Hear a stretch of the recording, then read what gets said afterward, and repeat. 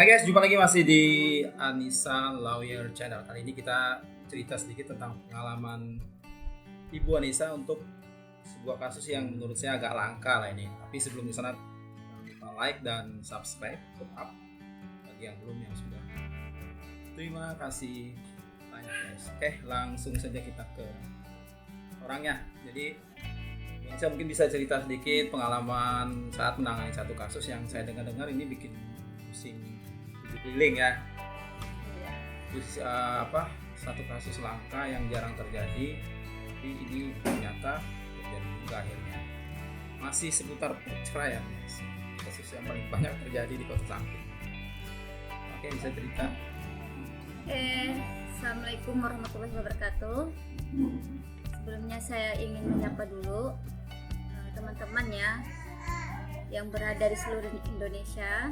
Jadi waktu itu ya saya pernah menangani kasus perceraian, kasus klien saya yang menurut saya ini kasus yang langka.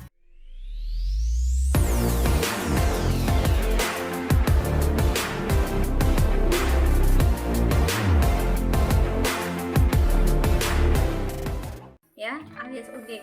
Kenapa disebut langka dan unik? Karena jadi ceritanya seperti ini. Klien saya ini bercerai, ya. Jadi suaminya dari klien saya ini menikah dengan seorang wanita, di mana dari suaminya wanita ini menikah dengan klien saya. Istilahnya tuh guys, seperti apa ya? Pasangan yang tertukar. Iya. Bukan hanya anak yang tertukar guys ya, ada juga pasangan yang tertukar. Bukan tertukar nih, ditukar. Jadi guys, waktu itu kita sedang sidang ya. Kita sedang sidang di Pengadilan Agama Sampit dan saya mendampingi klien saya ini. Pada waktu saat agenda kita sedang menampilkan para saksi ya. Jadi saya menampilkan saksi dari suaminya yang baru ini guys, dari klien saya, atau dari suami. Bingung kan guys kan? Bingung kan? Karena ini jelimet urusan mutar-mutar. Kalau saya bilang ini perceraian silang ya. Biasanya perkawinan silang kan, ini perceraian silang. Oke, maksudnya begini. Klien Bu Anissa ini seorang perempuan ya, sudah bersuami. Nah, suami dia ini menikahi seorang perempuan, di mana ya bahasa kasarnya itu selingkuh lah gitu, ya kan? Ya, selingkuh. Ya, karena masih dalam status perkawinan kan. Nah, suami klien beliau ini menikahi perempuan, di mana suami perempuan tadi itu akhirnya menikahi klien ini, jadi mutar ya. Silang ya. Jadi perceraian silang ini memang jarang terjadi, tapi keajaiban ini kemudian terjadi di sini di Kota Sampit. Dan ini adalah kasus yang pertama kalinya guys yang terjadi di Kota Sampit, di mana hakimnya sendiri heran. Hakimnya tuh bingung. Ya. Nggak habis pikir lah hakimnya waktu itu tuh ya. Nggak habis pikir lah. Kenapa bisa terjadi, langsung ketok palu lah kalau gitu. Cepat. Kalau bingung. Iya, karena di saat menampilkan para saksi itu di situ sudah clear ya, guys ya, sudah jelas permasalahannya apa, bahwa suami dari klien saya ini selingkuh dengan istri dari suaminya klien saya yang sekarang ini guys, yang baru. Ini tukaran pasangan ceritanya itu. Iya. Nah, pertanyaannya kemudian adalah kenapa klien ini memilih ibu sebagai penasehat hukumnya? Ya. Sebenarnya kan kasusnya kasus yang bikin pusing gitu. Kenapa dia memilih ibu sebagai penasehat hukum? Ya, karena pertama mungkin karena saya perempuan ya. Jadi biasa. Karena banyak aja perempuan layar di Sampit kan ada perempuan, ada banyak juga kan? Ya, mungkin juga ini ya. Pertama saya perempuan. Memang perempuan itu banyak ya, lawyer perempuan banyak di Sampit. Cuman nggak tahu mengapa dia memilih saya. Yang jelas awalnya seperti ini. wanita ini kenal dengan rekan saya seorang pria, lawyer juga. Nah, itu tim kerja saya, rekan saya. Jadi karena rekan saya pria ini merasa tidak nyaman berbicara dengan klien saya ini yang sekarang, jadi beliau meminta saya untuk menangani kasus ini.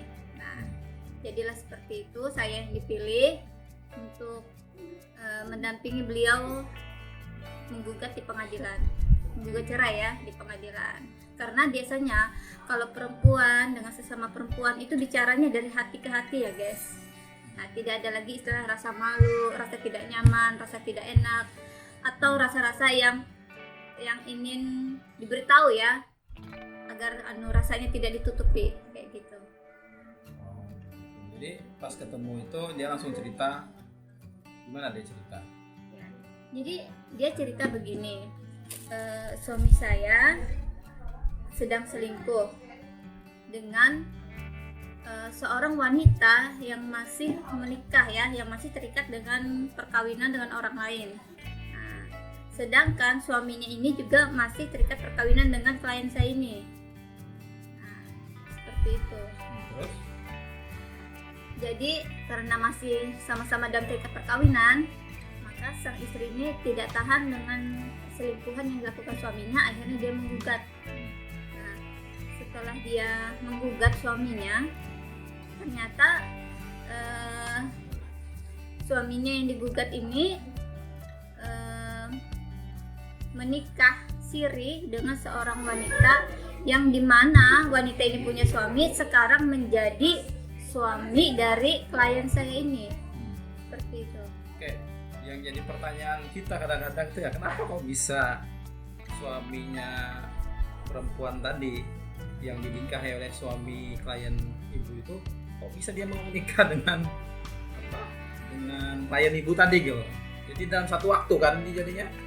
Artinya seperti ini ya, klien kami itu menikah dengan suaminya selingkuhan istrinya ya. Itu setelah adanya perceraian, bukan dalam status ikatan perkawinan. Jadi sudah cerai dulu, sudah putus dulu, baru mereka menikah. Nah, jadi suami selingkuhan suaminya tadi ya, itu berarti jadi saksi lah. Ya, jadi melihat momen seperti itu, saya meminta kepada klien saya agar suami dari istri, anggaplah pelakor tadi ya, ini menjadi saksi. Nah, disitulah hakim itu, guys, tertawa ya. Saat dia jadi saksi, hakim itu tertawa. Ini siapa ini yang jadi saksi ini? Ini adalah suami dari istri yang dinikahi oleh suaminya klien saya atau si tergugat, seperti itu. Jadi kalau kita tangkap itu teman-teman ya, si klien tadi ini sepertinya mengambil keputusan itu agak-agak terburu-buru lah untuk memutuskan menikah dengan suami dari istri suaminya tadi kan. Boleh dikatakan seperti itu ya. Saya tidak juga mengatakan ada motif mungkin dendam ya, kayaknya terlalu frontal seperti itu. Cuman itulah adanya. Menurut hemat saya ya, klien saya ini terlalu terburu-buru memang mengambil keputusan untuk menikah dengan cepat ya, setelah terjadi perceraian kan, putusan cerai dengan suaminya si pelakor ini, suaminya yang lama. Oke, seru juga untuk satu kasus langka ini ya kan, nanti kita bisa simak lagi video-video kasus berikutnya, masih cerita di Anissa Lawyers Channel. Terima kasih sudah tetap simak, jangan lupa like, share, subscribe, dan komen. Kita akan berjumpa lagi di next video.